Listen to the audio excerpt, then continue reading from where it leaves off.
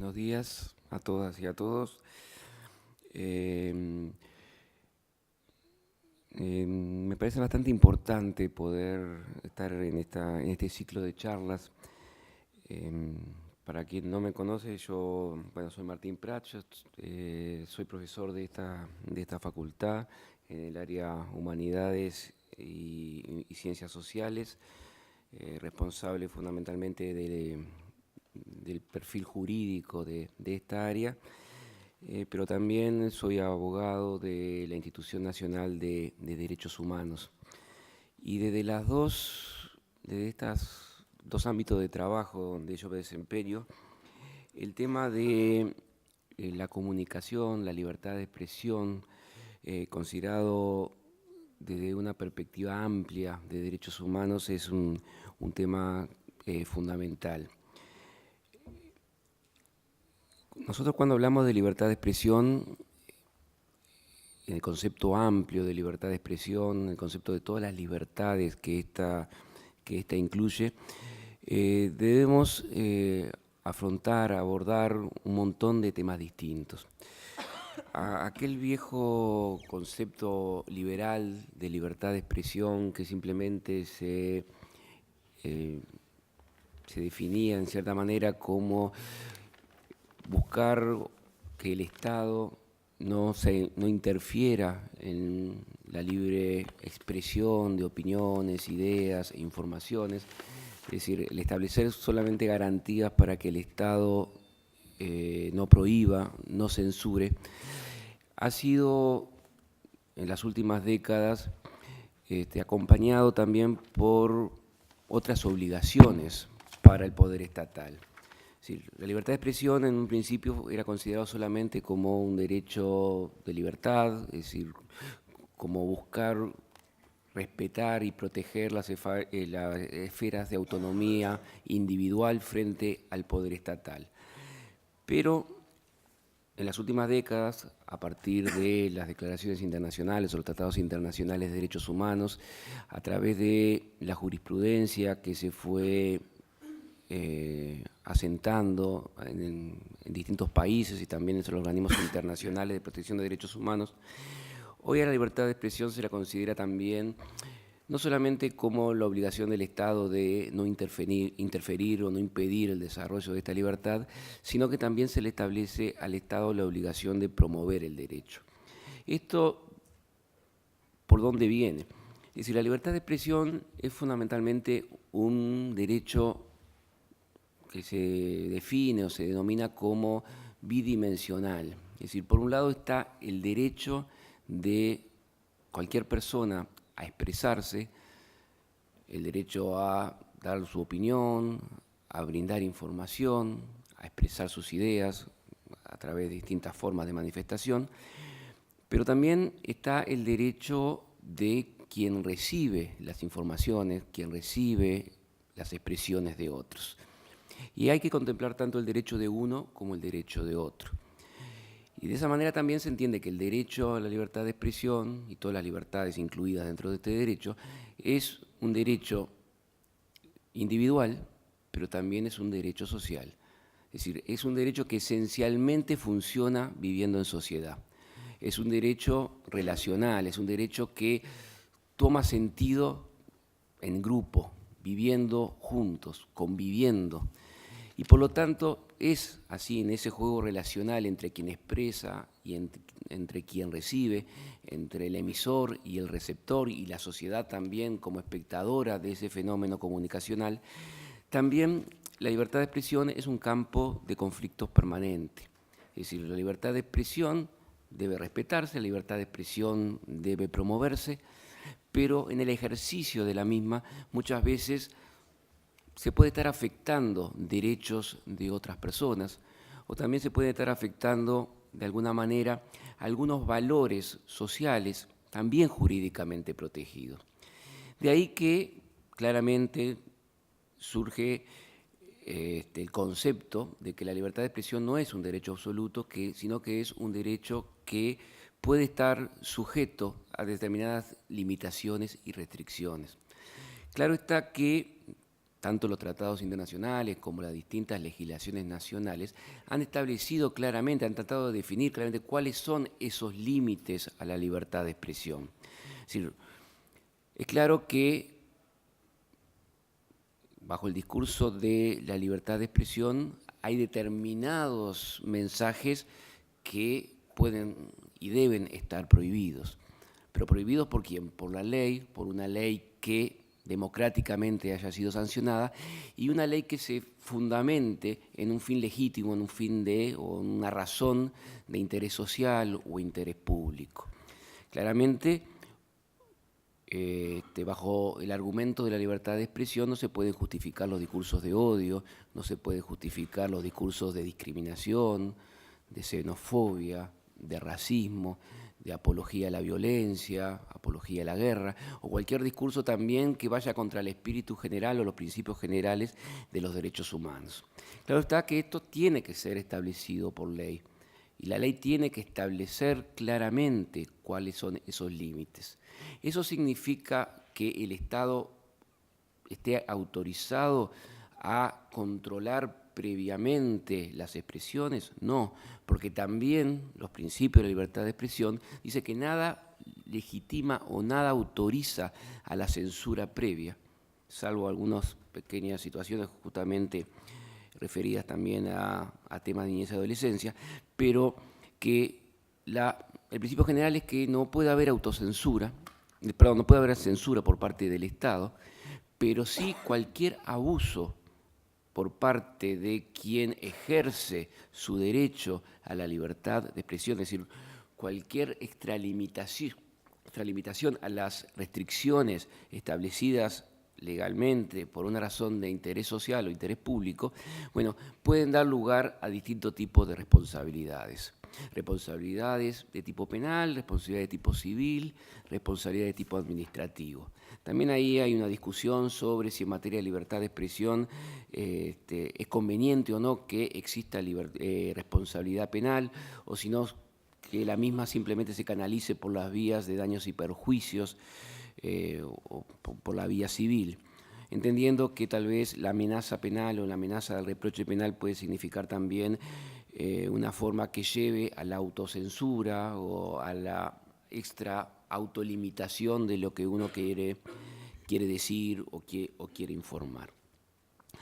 Entonces, la libertad de expresión exige que cada persona sea consciente del derecho que está utilizando, porque ese derecho que está ejerciendo, ese derecho que está gozando, tiene que hacerse responsable de las consecuencias que puede producir que ese mensaje llegue a públicos ilimitados, como hoy la tecnología lo permite.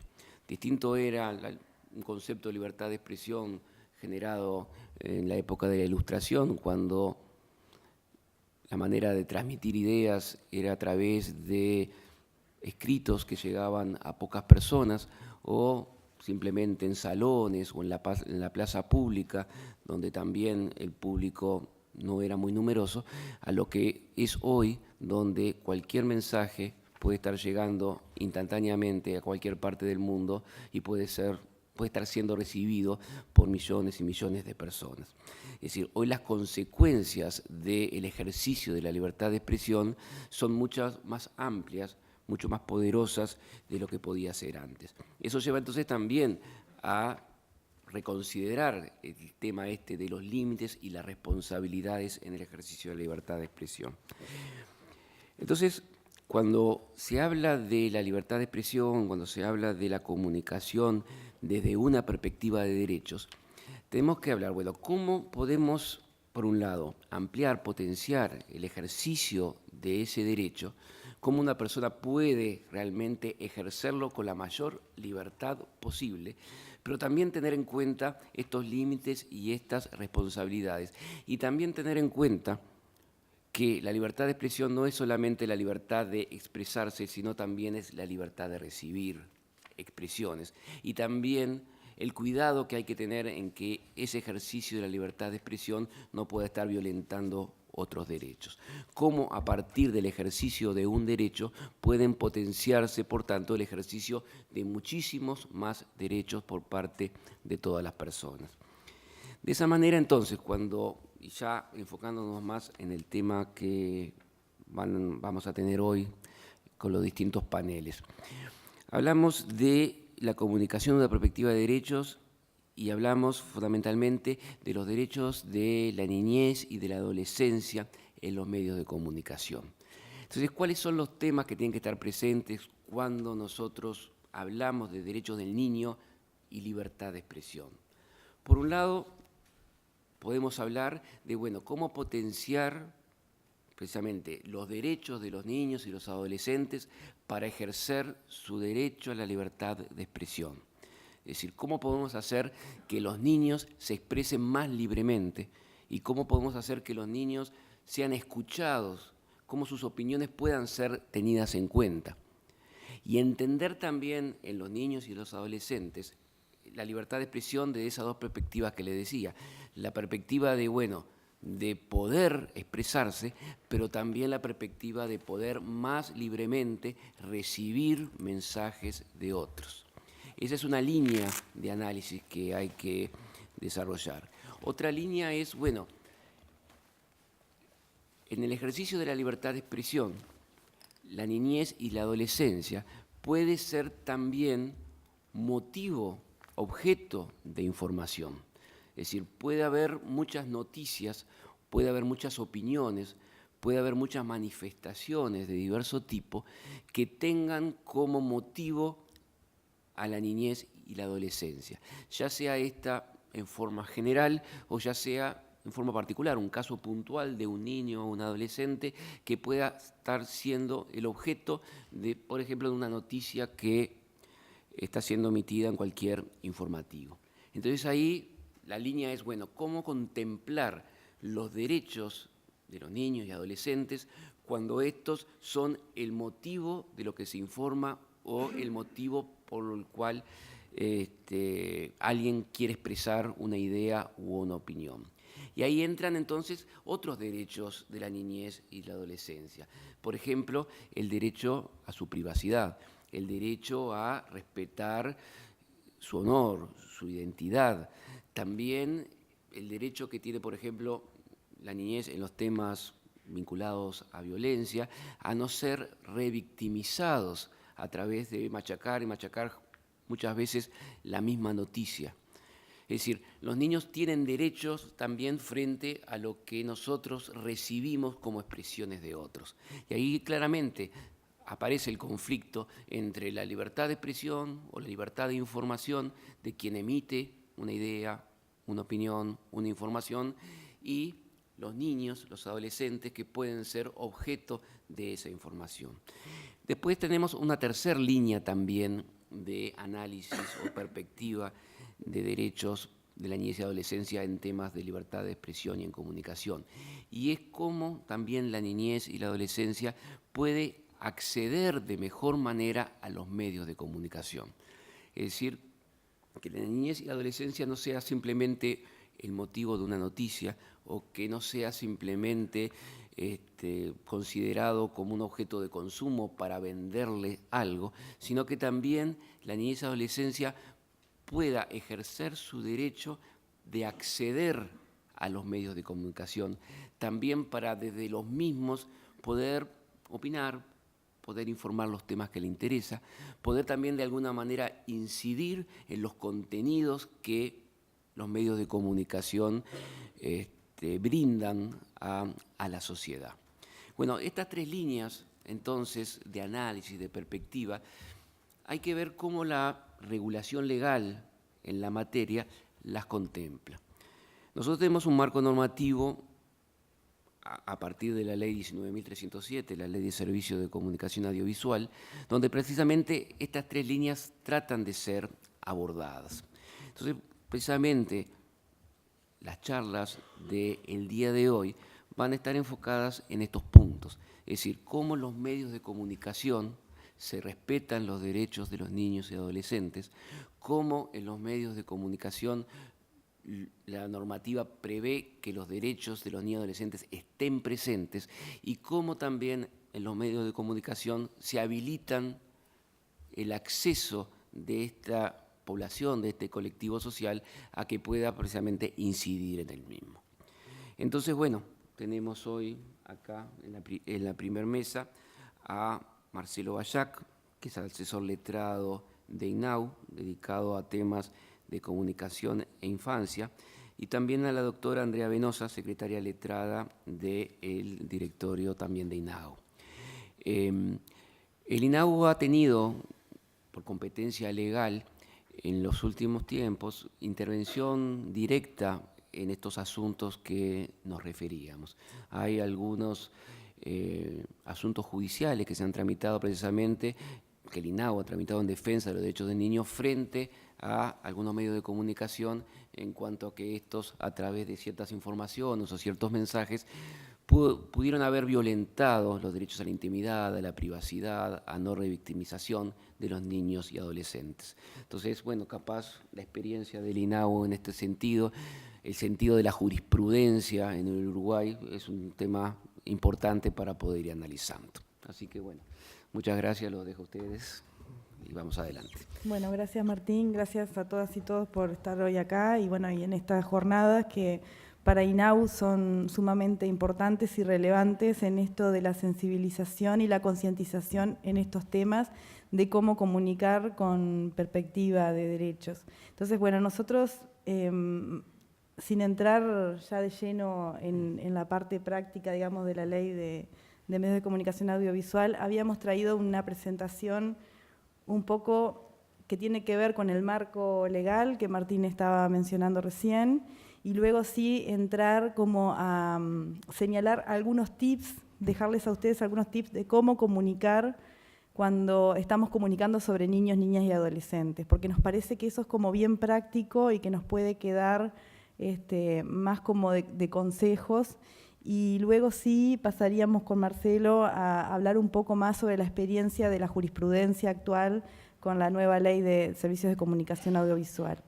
Así que bueno, nosotros en este sentido que Martín nos traía, bueno, como el derecho a la libertad de expresión está limitada por otros derechos, en este caso a la protección a la infancia, a la niñez y la adolescencia. Ahí tenemos la Convención de los Derechos Humanos, que en el artículo 13 establece que la única limitación a la libertad de expresión es justamente esta, la protección a la infancia y a la adolescencia. La Convención deja claro que esto no puede ser una censura previa, y en eso tenemos que dejar claro que, por ejemplo, en el caso del Estado uruguayo y en el caso de INAU, que tiene la rectoría en materia de niñez y adolescencia, no se realiza una censura previa de contenidos o no se realiza un monitoreo de contenidos previo a su emisión, sino que no existe la censura, o sea, los medios y la comunicación puede ser fluida, no hay en eso ninguna limitación. Sí, las limitaciones legales y también éticas que debe tener toda persona que va a comunicar cuestiones que tengan que ver con niñez y adolescencia.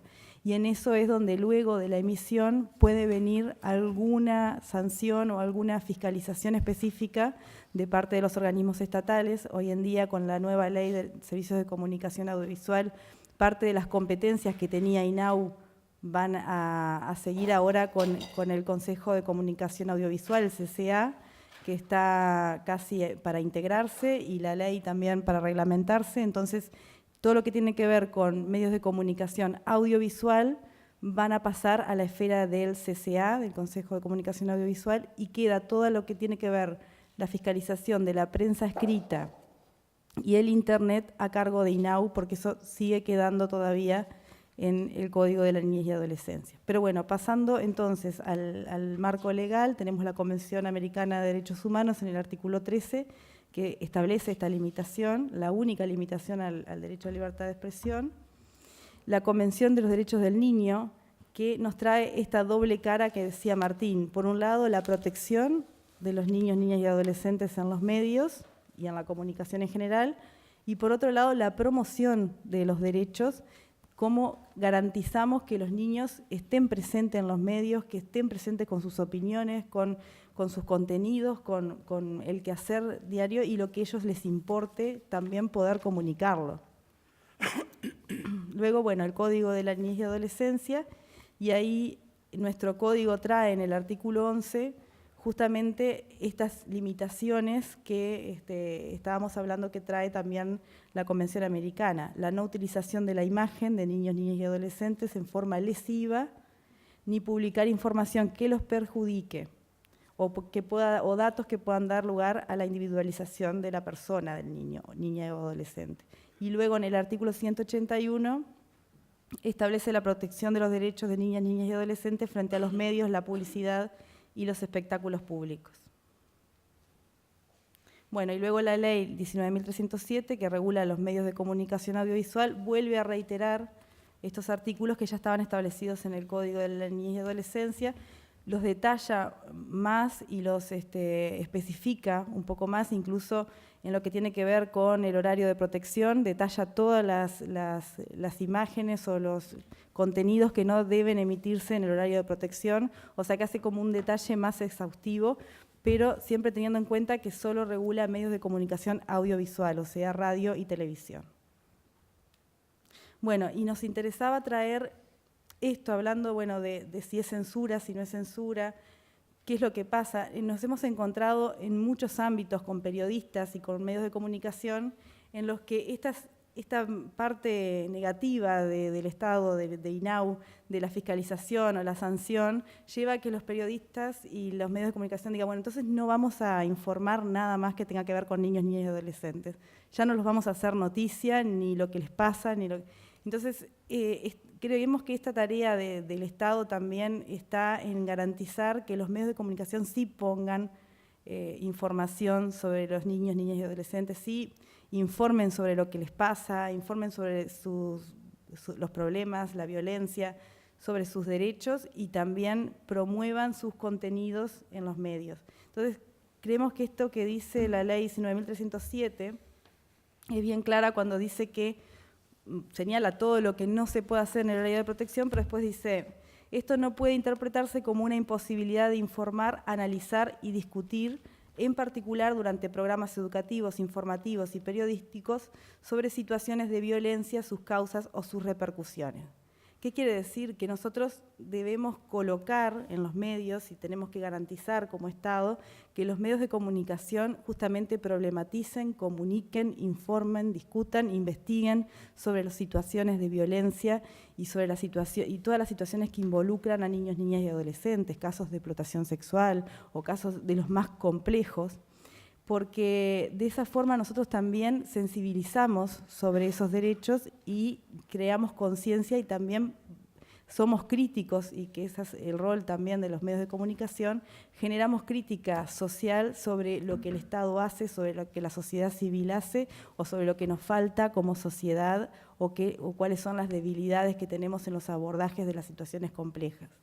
Entonces, con ese parámetro nosotros nos hacíamos esta pregunta, bueno, ¿cuáles son las claves para comunicar situaciones que involucran a niños, niñas y adolescentes? Hablamos, en este caso, de las situaciones complejas, porque es muy fácil, y Guillermo en la primera mesa decía, ¿no?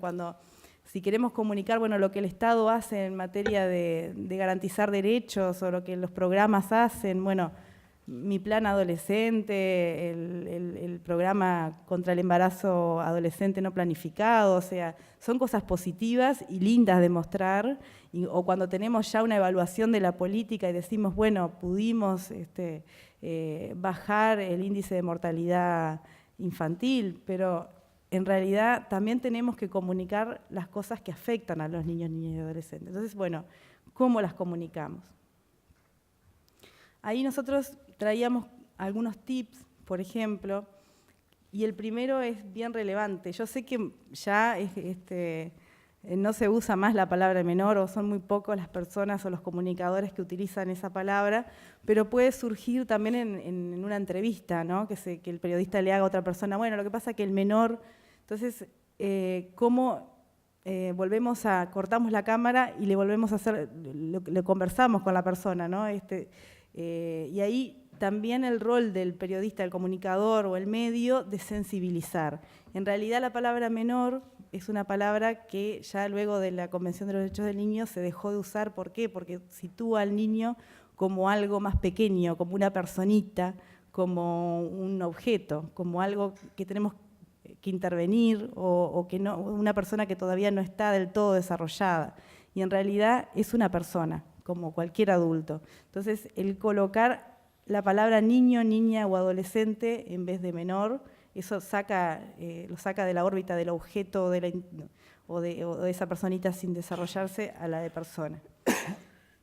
Evitar estigmatizar o reproducir estereotipos, como bueno, los menores infractores. Entonces, colocamos el problema social en esos adolescentes, o estos pichis, los ninis, los menores pobres.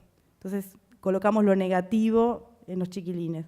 Los menores del INAU, como que bueno, son esos pobres gurises que están ahí, que necesitan una protección del Estado especial y bueno, llevamos a una estigmatización. O los menores que viven en el barrio Casaballe o en el barrio Borro. Bueno, obviamente informar sin mostrar su imagen, ya el código lo dice expresamente. Ahí, bueno, hay varias técnicas de pixelados, de distintas formas mostrando las manos o mostrando otras partes del cuerpo, se puede mostrar alguna imagen que no identifique al niño. El tema aquí es la identificación. O sea, cualquier imagen que llegue a identificar, que no tiene por qué ser el cuerpo del niño, niña o adolescente, sino puede ser, y ahí venimos a la segunda parte, ¿no? La parte de la familia, o puede mostrar parte del barrio o parte de la escuela. Eso nos puede llevar a individualizar al niño, niña o adolescente y lleva a una estigmatización y a una identificación que no es buena para el propio chiquilín, para el propio niño. Entonces, ahí nosotros nos parece interesante, después Marcelo también va a traer comentarios de las sentencias, en las que la propia jurisprudencia también dice, bueno, hay que evitar todo elemento que contextualice su medio de vida o en el contexto donde esa persona vive. Las imágenes que vienen del interior también hay que cuidarlas más que las de Montevideo. ¿Por qué? Porque en Montevideo somos más, nos conocemos menos entre todos, aunque podemos conocernos también, pero en el interior es como el contexto más pequeño y es muy fácil identificar a un grupo de niños o adolescentes, o al adolescente identificado o al niño identificado. Entonces, bueno, tratar de también cuando vamos a editar la imagen y pensar, si yo fuera el vecino o la vecina de ese niño, lo identificaría. Si yo estuviera cerca de su casa, identificaría, si muestro la imagen de la fachada donde estaban esos chiquilines, donde estaban pasando mal. Entonces, si las identifico, bueno, tratar de utilizar otros dispositivos. Bueno, utilizar el enfoque de género, hablar de niñas, niños y adolescentes, pero no culpabilizarlo por lo que les pasa. Esto es muy fácil de verlo en ejemplos, por ejemplo, con las adolescentes que son víctimas de explotación sexual. Bueno, lo que pasa es que ellas salían todas las noches, iban a la plaza y no se sabía qué estaban haciendo en la plaza. Lo que pasa es que ellas se visten de manera provocativa. Bueno, son expresiones que cuando se va a comunicar hay que evitarlas porque eso estigmatiza y también coloca a las mujeres en un lugar y determina una forma de ser que no es la de la libertad y los derechos.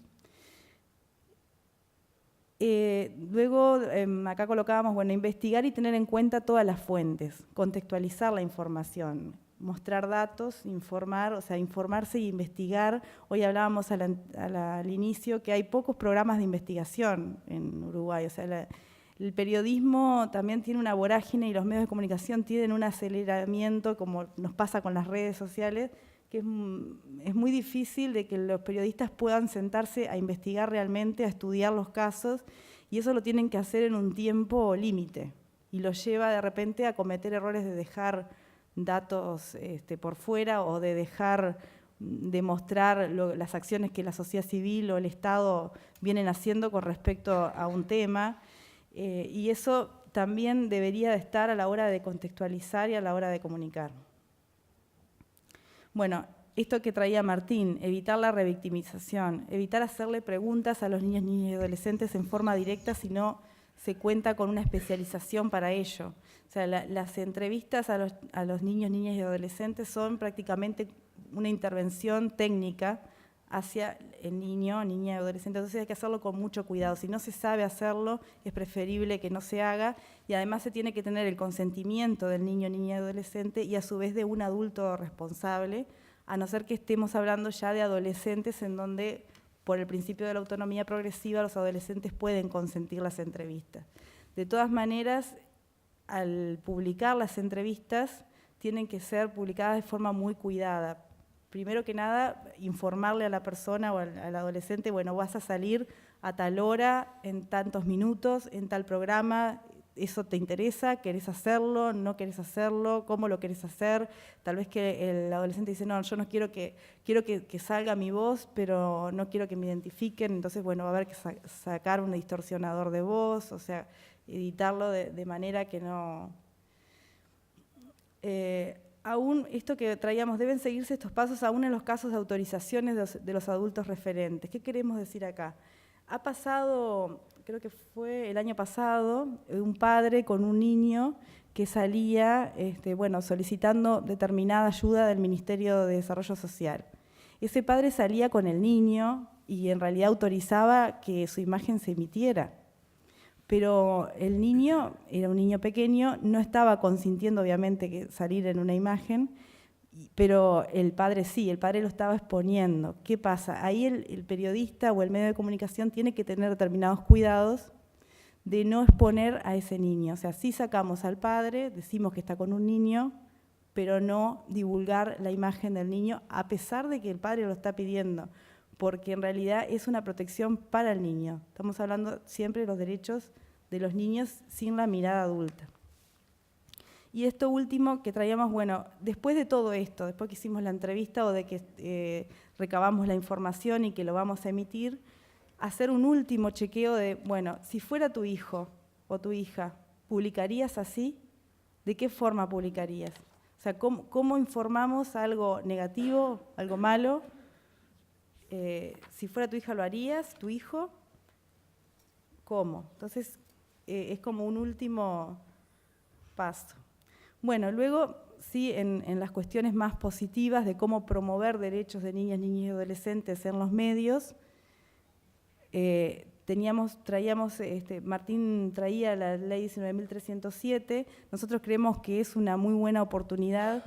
¿Por qué? Porque en la reglamentación podemos agregar algunos ítems que son importantes para la promoción de los niños en los medios, como es que cuando se presenten las empresas en los llamados para las ondas radioeléctricas, se pueda prever que esas empresas presenten algún plan de cómo van a promover a los niños, niñas y adolescentes en los medios, cómo van a emitir publicidad para niños o cómo van a emitir contenidos que hagan los propios chiquilines. Entonces, eso como una limitación para los llamados. Sí, es verdad, a los medios y a las empresas que se presentan le estamos pidiendo muchas cosas, incluso la propia ley ya pide varios requisitos para presentarse, pero bueno, creemos que esto amerita este tipo de disposiciones. Y luego también que el producido, lo otro que estuvimos proponiendo es que el producido de las sanciones que establece la ley vaya a un fondo, que ese fondo sea para la promoción o elaboración de contenidos de adolescentes en los medios, que es algo que siempre es dificultoso, cómo hacemos para que los niños, niñas y adolescentes produzcan sus propios contenidos. Bueno, eso necesita de fondos, de presupuestos que hoy en día se hacen a través de algunos programas como INAU Compropia o INJU, pero se necesita aún más fondos para esas iniciativas. Bueno, entonces ahí traíamos publicar contenidos hechos por niñas, niños y adolescentes, de nuevo, el requerir su consentimiento para publicar esos contenidos y el de un adulto responsable. Entrevistar a chiquilines, a gurises que quieran ser entrevistados y preguntarles algunas cosas que les interese, ¿no? Bueno, ¿a qué te gusta jugar? Poníamos ahí, ¿cómo te gustaría que fuera tu ciudad? ¿Qué cosas te incomodan del INAU, por ejemplo, si son, están en programas de atención de INAU o del liceo? ¿Qué piensas de algunas políticas, por ejemplo, las medioambientales? Y en esto de entregarles parte de la entrevista, queremos decir acá que, bueno, que sean partícipes de lo que se les está preguntando y que ellos mismos también sean proactivos y quieran y metan en la entrevista lo que ellos quieran expresar.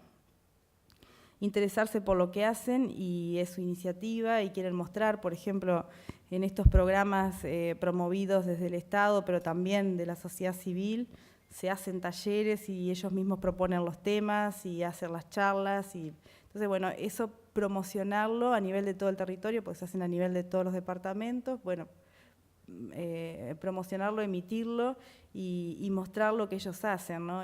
Hay, por ejemplo, un proyecto de un canal de televisión en Salto, que, bueno, no les traje el videíto porque temas técnicos, pero bueno, mostrar eso que hacen, que en realidad en los medios masivos de comunicación no se muestran, pero que están presentes. Bueno, luego también publicar información sobre servicios disponibles, sobre programas, como esto que yo les hablaba, Mi Plan Adolescente contra el Embarazo No Planificado, o manuales sobre sexualidad, instancias de participación ante los organismos gubernamentales, o sea, donde ellos pueden ir a reclamar derechos.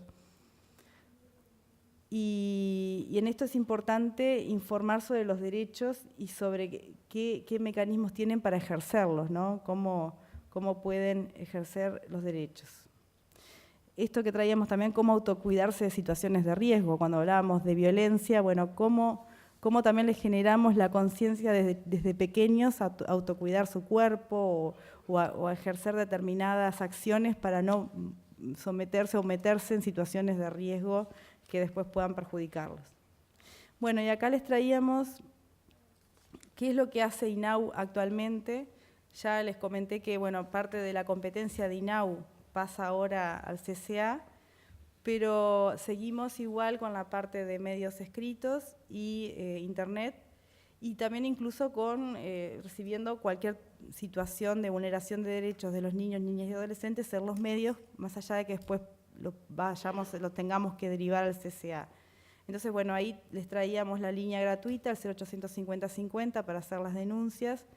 Después están todas las líneas telefónicas en el interior de las dependencias de INAU, los correos institucionales, hay un formulario en la página web también que se puede llenar y enviar.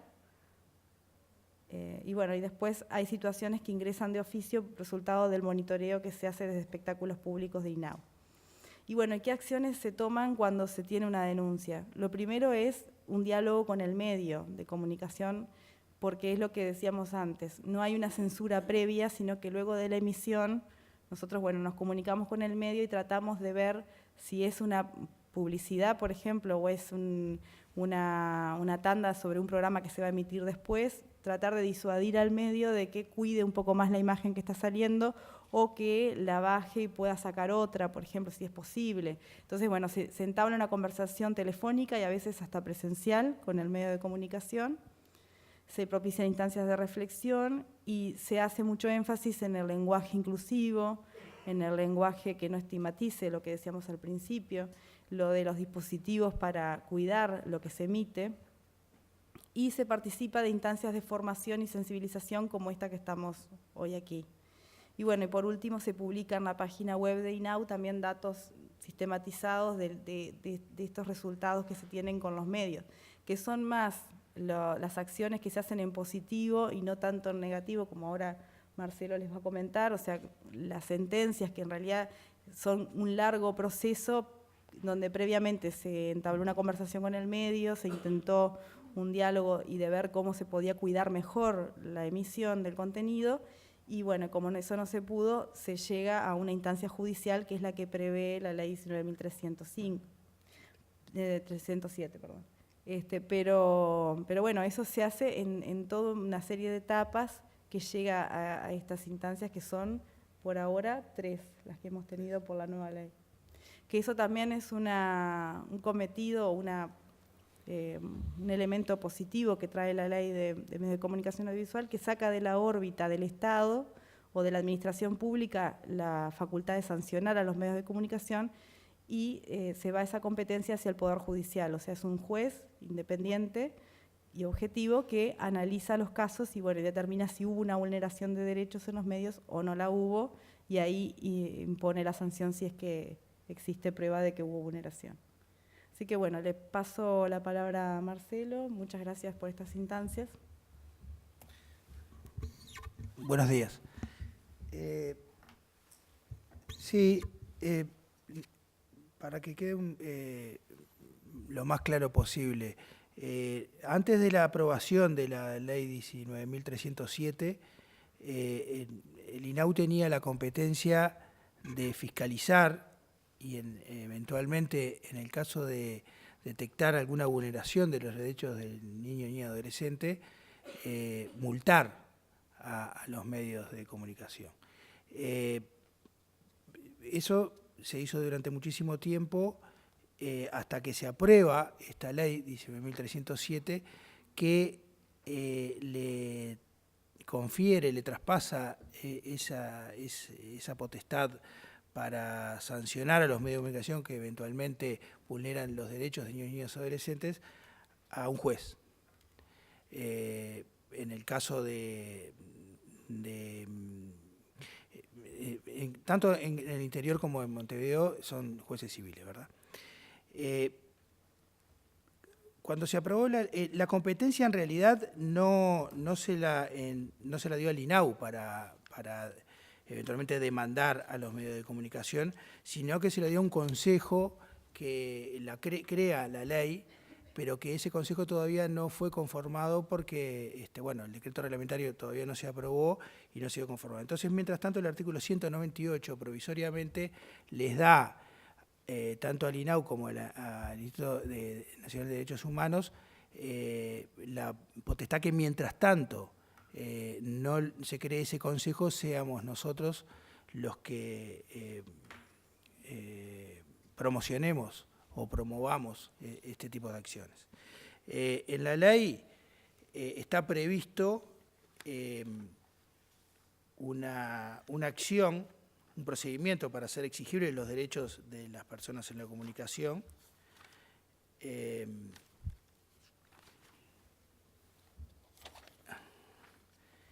el artículo 43, que se llama la acción de protección de los derechos en la comunicación. Como decía, para ser breves, como decía Andrea, desde que se aprobó la ley 19.307, que fue en febrero del 2015, solo se han promovido 3 acciones, no más que eso. Digo, porque en algún momento se ha llegado a escuchar que el INAU tiene algo contra los medios o que hay obsesión contra los medios, etcétera. Fíjense que en 3 años solamente 3 acciones fueron promovidas. Así que no consideramos que eso sea tener algo contra los medios de comunicación. Cuando lo hacemos es porque realmente es grave la situación. ¿Por qué? Porque lo primero que hacemos no vamos directamente, como lo decía Andrea, a las acciones judiciales, sino que primero conversamos, y conversamos mucho con los medios de comunicación. Lo hace el Departamento de Espectáculos Públicos del INAU, está en permanente contacto con los medios de comunicación, y bueno, una vez que se detecta de que ya no hay otra vía, lo que se hace, bueno, sí, es promover esta acción, que es simplemente hacérselo saber al juez que sucedió tal cosa y que sea el juez quien decida si debe sancionarse al medio de comunicación o no. Esto, quiero aclarar que ya lo dijo Andrea, es para radio y televisión. Para el resto de los medios de comunicación, prensa escrita, plataforma internet, etcétera, sigue el INAU estudiando las situaciones, y en el caso que detecte que hay una violación a los derechos, una vulneración de los derechos de niños y niñas adolescentes, previo a un procedimiento administrativo se sanciona. Después el medio de comunicación tendrá todas las garantías para, como fue siempre, para poder recurrir esa sanción. Finalmente lo decidirá el Tribunal del Consejo Administrativo como corresponde, si debe ser sancionado o no el medio de comunicación. Pero bueno, eso brevemente para aclarar un poco cómo es la situación judicial. Nosotros hasta ahora en estos tres casos, estas tres acciones que promovimos, ya tenemos una en casación, está ante la Suprema Corte de Justicia, otra en Tribunal de Apelaciones y la tercera recién acaba de, que yo no la tengo todavía, que creo que fue ayer, dictar sentencia de primera instancia el juez letrado civil competente. En la sentencia que ahora está en el Tribunal de Apelaciones, aquí que fue un juzgado de primera instancia de Montevideo, que sancionó con un apercibimiento al medio de comunicación, simplemente con un apercibimiento. Yo quiero aclarar que las sanciones que están previstas en la ley es desde un apercibimiento, desde un simple apercibimiento, hasta una multa que puede llegar a 10.000 unidades reajustables. Hay otras sanciones también, pero las que nosotros manejamos son este tipo de sanciones. En la que se dictó sentencia aquí en Montevideo en primera instancia, nosotros queremos destacar y transmitirle a ustedes la importancia que tuvo esta primera sentencia, porque la misma aclara mucho algunas dudas o confusiones que pudo haber traído el dictado de esta ley, como por ejemplo, ¿a qué se refiere el artículo 31 cuando habla del derecho a la privacidad, ¿verdad? Muchos operadores han creído, a nuestro juicio erróneamente, que lo único que tiene que hacer el medio de comunicación es no emitir la imagen del niño, de la niña y adolescente, utilizar sistemas como el pixelado, el esfumado, etcétera, y eventualmente distorsionar la voz de los chicos. Pero eso no es lo que dice, no solamente eso, no es el alcance solo de esta ley, sino que va más allá de eso, y en esta sentencia que estaba haciendo referencia, justamente la juez dice que la ley no exige que las niñas hayan sido efectivamente reconocidas, se refiere al caso concreto, ¿verdad? La vulneración de su derecho a la privacidad se configura con la difusión de audios, imágenes y datos que potencialmente puedan dar lugar a su identificación. O sea, no es solo que si se emite la imagen o no del niño adolescente, sino que se den datos que potencialmente puedan dar lugar a su identificación. Dice la juez que así surge con claridad de la oración final del primer inciso del artículo 31 de la ley 19.307. Y como se dijo en este caso, además de difundirse muchos datos del contexto familiar y geográfico donde sucedieron los hechos, se emitieron las voces de las niñas sin distorsionar, porque en este caso no se habían distorsionado las voces de las niñas. En algunos casos con pixelados parciales, de espalda sin pixelar, difundiéndose imágenes de espalda pero sin pixelar y sin distorsión de voz de los padres de una de las víctimas y de otra hermana de ambas, así como de la abuela paterna de una de ellas, todo lo que pudo dar lugar a la individualización o identificación de las niñas por cualquier televidente que obviamente ya las conociera. Creo que es claro esta parte de la sentencia en cuanto a que no solamente se exige que se emita la imagen del niño y adolescente, sino que no se den otros datos, tanto geográficos, de la zona donde vive, la escuela, etcétera. Incluso cuando se entrevista a un pariente, que también se busquen recaudos para que nadie pueda darse cuenta que esa es la abuela o la madre del niño o adolescente, etc. Y termina diciendo la sentencia, es por cuanto la sola emisión de la imagen de las niñas y de sus testimonios, además con las voces sin distorsionar, vulnera abiertamente el derecho a la privacidad o intimidad de las mismas, debiéndose tener presente además que carecían absolutamente de capacidad para brindar consentimiento o autorización alguna en relación a la divulgación pública, nada menos que del abuso sexual del que fueron víctimas. Esto con respecto a la sentencia de primera instancia aquí en Montevideo, que ahora está en el Tribunal de Apelaciones. Después, la otra sentencia que tenemos, que es ya de un canal abierto de televisión del interior, del Uruguay, yo lo que quería traer aquí es un ejemplo de cómo no se deben hacer las cosas. Porque justamente, y esto no lo decimos solo desde INAU, sino que yo no recuerdo si es el Círculo de Periodistas o quién fue que también adoptó la misma posición, el Instituto Nacional de Derechos Humanos lo mismo, con respecto a condenar, no sé si la palabra es condenar, es muy fuerte, la forma en que abordó el periodista a una niña y a un adolescente en la puerta de un juzgado penal, del cual la mamá estaba haciendo una denuncia porque el papá había violado, había abusado sexualmente de sus hijos.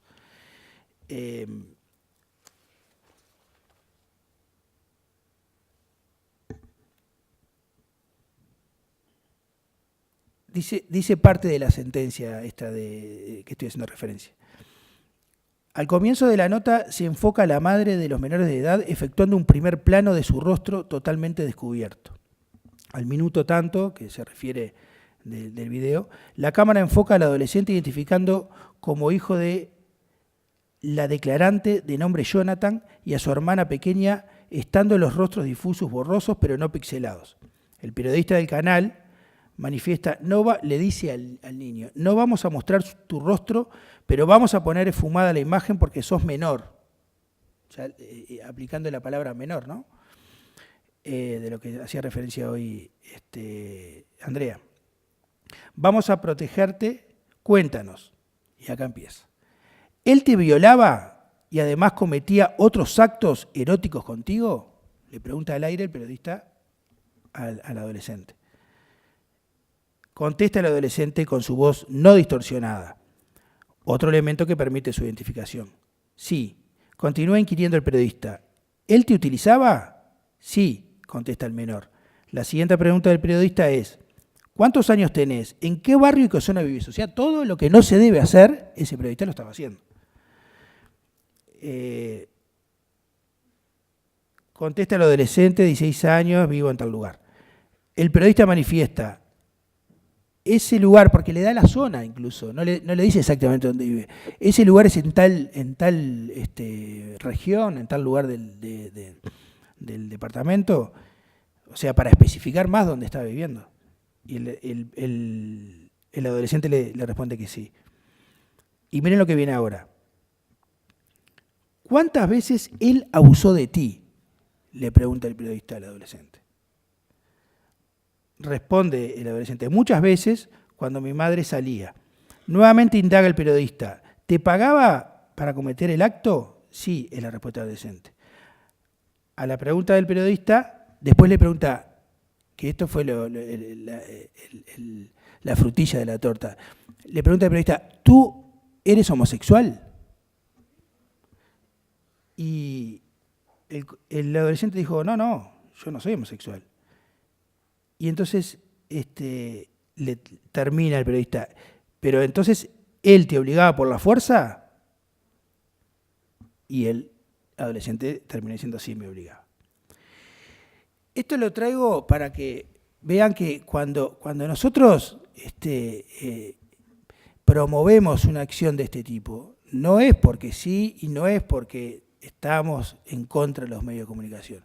Lo hacemos en estos casos límites, que ya es una cosa que, pero se ve, no es único esto, se ve, incluso aquí en Montevideo hay entrevistas que si no son tan burdas, también lo hacen. ¿Por qué? Por lo que decía Andrea hoy, la poca preparación que hay para poder entrevistar a estos niños, niñas, adolescentes, que son niños con mucha problemática, muchísima problemática, y que la verdad no es fácil poder hacer una cosa así. Por eso nosotros siempre recomendamos, sugerimos que el periodista, el comunicador se prepare para poder entrevistar a estos niños, niñas, adolescentes, cosa que lamentablemente no sucede.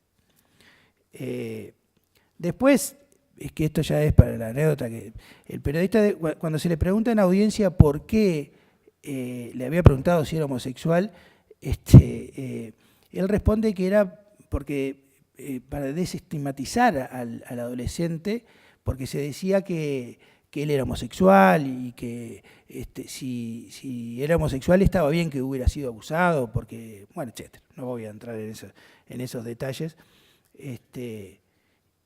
Y bueno, este fue uno de los otros casos que yo quería traer para comentarles un poco las sentencias de estos 3 casos que hasta ahora hemos tenido, ¿verdad?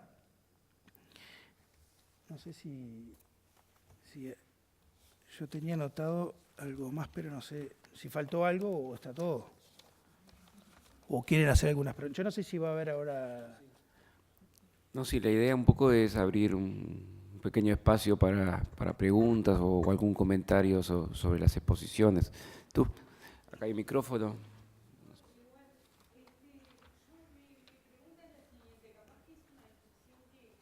Para el ámbito de los comunicadores, pero pregunto, ¿cuál es el límite entre la ética periodística y, por ejemplo, una noticia policial donde se pasa una vez, otra vez, un acto violento, por ejemplo, con alguno de los padres, y que el niño no está presente, capaz que no se lo identifica, pero tiene que estar viendo eso 20.000 veces, y por todos los medios, además, porque los niños acceden a internet, acceden a la televisión abierta, no pasan un informe policial una vez, lo pasan de mañana, de tarde, de noche, y ha pasado los mismos familiares ahora de que ha sucedido algún acto de ese tipo, pedir por favor que dejen de pasar las noticias porque tienen menores en la familia, a veces los hijos de uno de los fallecidos. Entonces la pregunta es, hay una ética de comunicador que asumo, que la tenemos nosotros y capaz que ahí no entra la legalidad, pero ¿a dónde está ese límite entre la ética y alguna acción legal para casos así?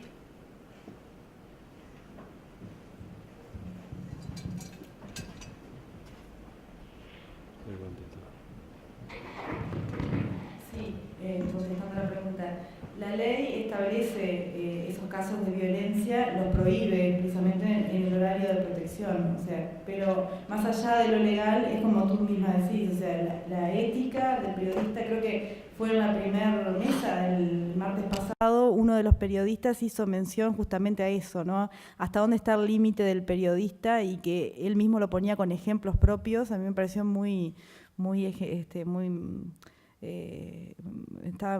la imagen era muy evidente cuando él además lo hizo con un caso que le pasó a él mismo, tenía que cubrir, bueno, su jefe le pidió cubrir un caso muy complejo que eran los presos de Guantánamo y él se negó a emitir imágenes o a filmar porque las mismas personas le pidieron no queremos imágenes y después, bueno, lo llamaron al otro día para hacer una nota pero sin imágenes y él cumplió esa cuestión, pero fue más en lo ético, porque si hubiera sido otro periodista, tal vez que saca alguna captura de una foto y lo publica.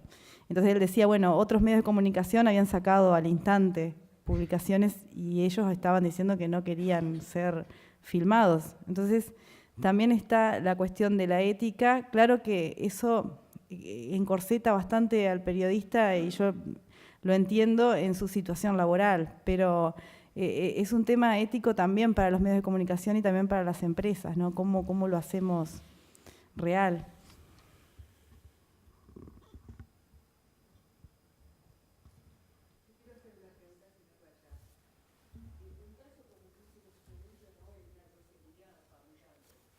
Pero sin ser esos apabullantes, todos los días hay pequeñeces o torpezas que son permanentes.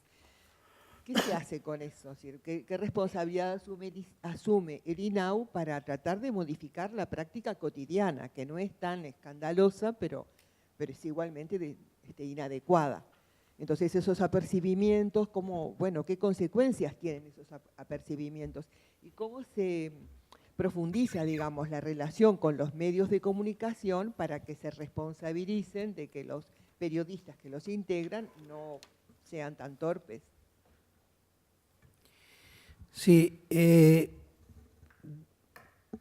INAU a ver, que quede claro, creo que ya lo dije hoy, hasta que se aprobó esta ley, febrero del 2015, quien estudiaba los casos y se veía si había vulneración de los derechos y se tenía que sancionar era el INAU. Fiscalizaba y sancionaba, lo sigue haciendo, solo ahora que la ley le quita esa potestad al INAU con respecto a radio y televisión.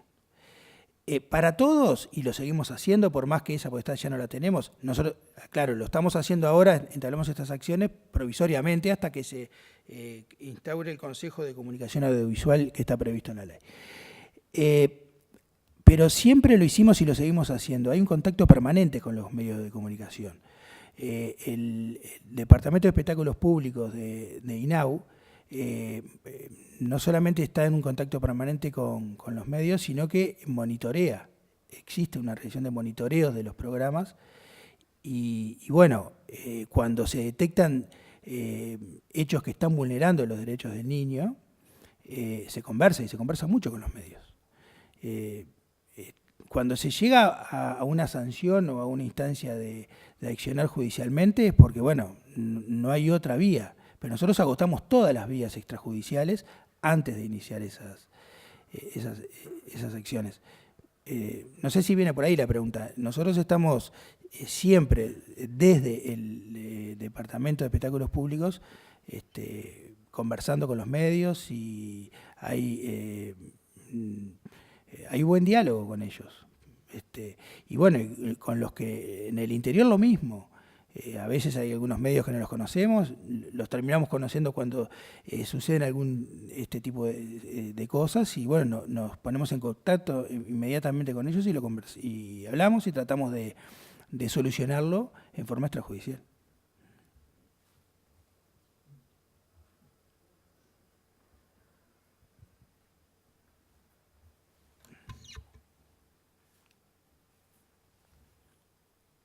Se protege al menor, pero en el entorno educativo, cuando, por ejemplo, hay una agresión contra un menor a otro menor o un menor contra la maestra, ¿qué forma de tener, digamos, una sanción o un apercibimiento tiene el INAU para controlar a ese medio de comunicación que pone en ese espacio al entorno educativo, conjuntamente al menor y a la maestra?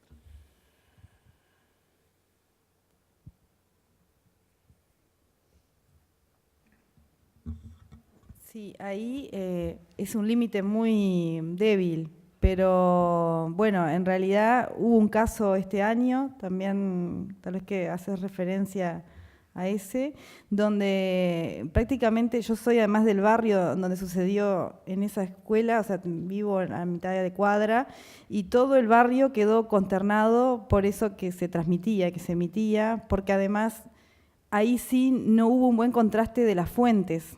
O sea, la fuente de la información fue prácticamente inmediata, la denuncia de la abuela se hizo carne ya en los medios masivos de comunicación y no se vio toda la información, el contexto de lo que pasaba allí, que era distinto a lo que se estaba informando. Es esa inmediatez que hablábamos, pero sí, en realidad ahí, en ese caso, tiene que haber una instancia como la que estamos hablando, de diálogo con el medio, y luego puede venir una instancia sancionatoria también. Ese caso incluso está siendo analizado ahora por Espectáculos Públicos. Pero también acá una cosa que no dijimos es esto del morbo y el interés público. Porque tenemos que informar que hay una situación de estas, que hay una familia que está denunciando, pero ¿cómo lo hacemos sin identificar? O sea, hay que cuidar varias cosas, ¿no? Y sin ser morbosos tampoco con la noticia, ¿no? Bueno, porque también tenemos eso los seres humanos, nos gusta consumir eso que es como, bueno, los abusos, lo feo, a su vez nos gusta consumirlo, ¿no? Bueno, abusar a un niño en una escuela, ¡pah! Para la uruguaya es como fuerte, pero a su vez nos gusta, bueno, después vamos más, 2 o 3 horas después de la noticia, vamos a buscar un poco más a ver qué pasó y a ver, o sea, también tenemos eso. Entonces, cómo los medios de comunicación y los periodistas tienen ese rol fundamental, bueno, del equilibrio, ¿no? Y de medir hasta dónde llego, cómo lo informo, si existió una denuncia, bueno, qué pasó, y luego de que corren las horas, investigar un poco más, a ver en el contexto qué es lo que está pasando, porque tal vez que hay otras situaciones que tienen que ver con esa familia, con esa escuela, pero sí, en ese caso hubo una identificación clara del entorno, y me consta porque lo viví en carne propia cuando volví del trabajo en el almacén, enseguida todo el mundo me abordó para ver qué se podía hacer con eso, pero sí. Bueno, yo encuentro que hay digamos, un espacio entre la lógica comercial de los medios y la formación a la que pueden acceder o no los periodistas que en los medios trabajan, porque los medios por su parte no dan, cuando ustedes dan capacitación de pronto, pero los medios de comunicación no habilitan a los periodistas a participar o no pagan el momento de participación, digo, o no pueden faltar a su trabajo. Entonces, en ese caso, eso INAU lo tiene previsto, tiene alguna acción en ese sentido, hay un plan de trabajo, porque acá falta, obviamente, capacitación en los periodistas para el abordaje de esta temática, ¿no?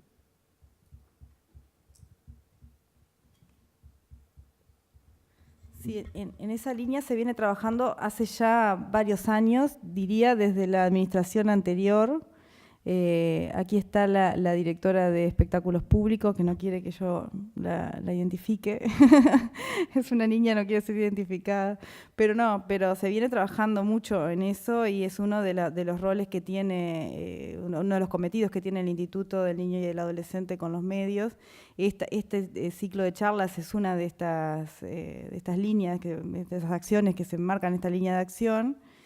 Pero sí, INAU no es únicamente el que debería ser el que sensibilice o el que capacite, porque hay otros organismos y otras entidades instituciones que son parte de eso y que además pueden llegar a tener otras visiones, otras dimensiones de la comunicación y los niños, niñas y adolescentes que enriquecen las capacitaciones o la formación, ¿no? Estamos hablando de la Institución de Derechos Humanos, esta propia facultad.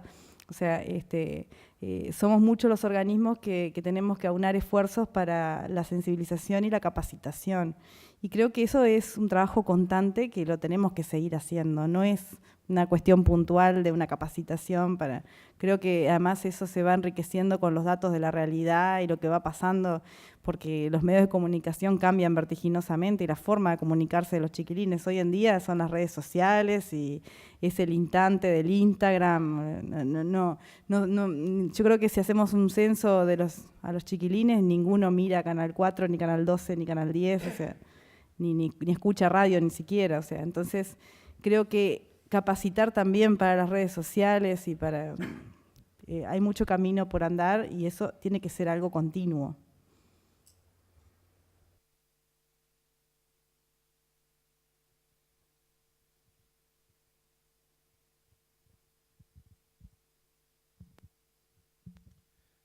Primero, agradecerles. Segundo, se refirieron a unos casos particulares. Supongo que vendrá en la otra mesa, pero saliendo de los noticieros, ¿cuál es la defensa de las niñas, niños y adolescentes en las publicidades, por ejemplo? ¿Cuál es la defensa, como se dio en el famoso tema de todas estas telenovelas turcas? Bueno, acá lo dijeron, habría que resumir en lo de la ética, y tercero que decía Bayak, sí, hay que decir condenar, hay que decir rechazar, porque si no, se sigue consumiendo y por ahí aparece este paladín de la justicia, que es uno de los que más viola absolutamente todo lo que se ha estado presentando ahí, y lamentablemente toda la sociedad lo termina consumiendo. O sea que yo creo que hay que, sí, condenar, rechazar, repudriar, no sé, todos los adjetivos que podamos encontrar. Es interesante la intervención porque justamente uno de los casos que tú mencionás, el de las novelas turcas, nosotros tuvimos una intervención como INAU. Esas novelas se empezaron, o sea, las empezó a emitir un canal de televisión abierta, era después de las 22 horas, o sea que por el lado del horario de protección no podía entrar, porque ya se emitía después de ese horario, pero sí logramos que el medio de comunicación colocara un cartel al inicio de la novela, porque además trataba, si mal no recuerdo, de una unión de pareja de una niña con un adulto. Entonces eso mostraba también una asimetría de poder tremenda que hoy en día en Uruguay la tenemos muy arraigada, que tiene que ver también con el embarazo no planificado que yo les decía hoy, y que no es solo el matrimonio, sino las uniones de pareja o afectivas que se suelen dar entre personas muy adultas con adolescentes, con niñas, y que eso lleva después a que las niñas muchas veces queden embarazadas, y bueno, y eso posterga también su vida y su desarrollo en el futuro. Entonces es una temática que INAU la trabaja mucho en forma interinstitucional, con el Ministerio de Salud Pública, con otras instituciones, y que para nosotros nos es muy cara, y que un medio de comunicación colocara esa novela, ese contenido, fue duro para nosotros. No podíamos censurar, como lo decíamos al principio, pero sí logramos ese cartel grande que al inicio que identificaba que ese contenido no era apto para niñas, niños y adolescentes. Lo que tú traes de la defensa de los niños, niñas y adolescentes en los medios es súper importante.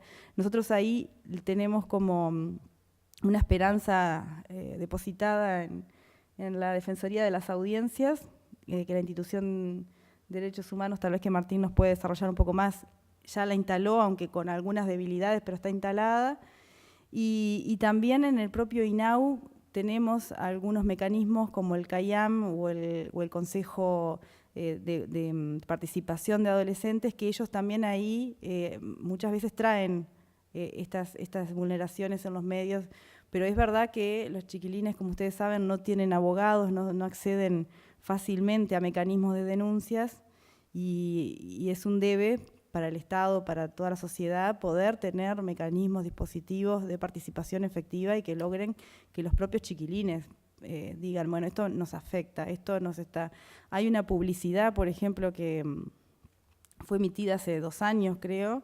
En realidad era un cartel de la marca Coca-Cola, no debería identificar marca, pero colocaba a las adolescentes en una situación bastante comprometida en el sentido de que las sexualizaba, ¿no? Las mostraba adolescentes de 13, 14 años tomando una Coca-Cola, pero de una forma muy sexual, ¿no?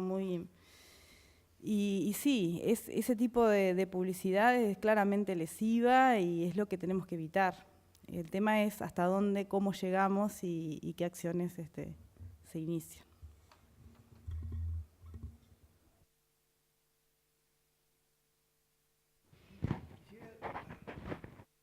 Agregar algo con respecto a que no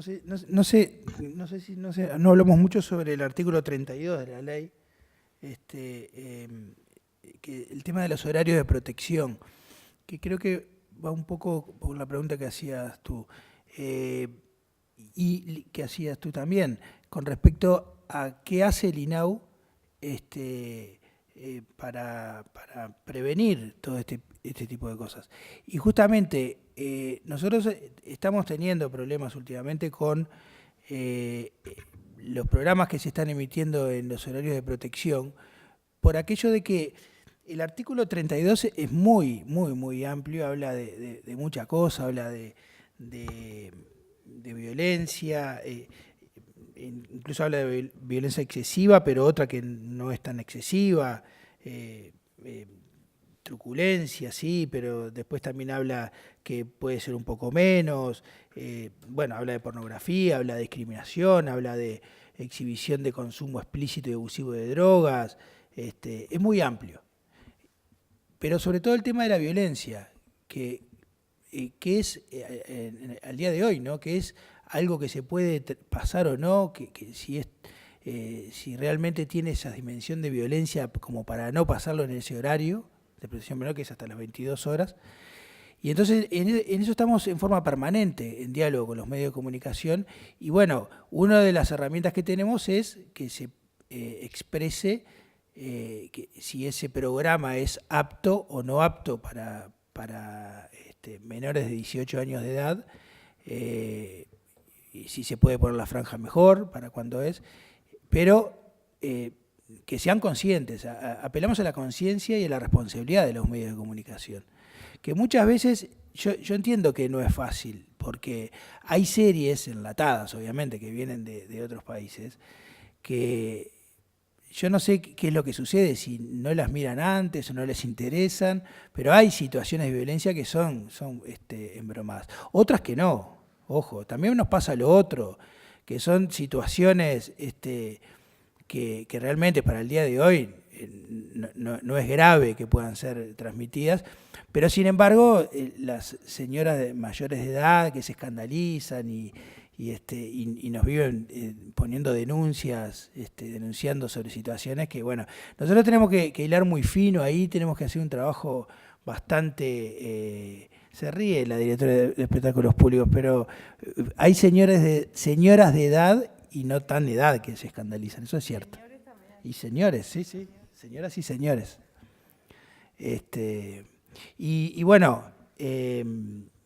es eso, digo, el trabajo permanente que estamos haciendo nosotros con los medios de comunicación para poder ir aclarando determinadas cosas que supongo que cuando se apruebe el decreto reglamentario de la ley quedarán un poco más claras, pero que por ahora no lo es tanto.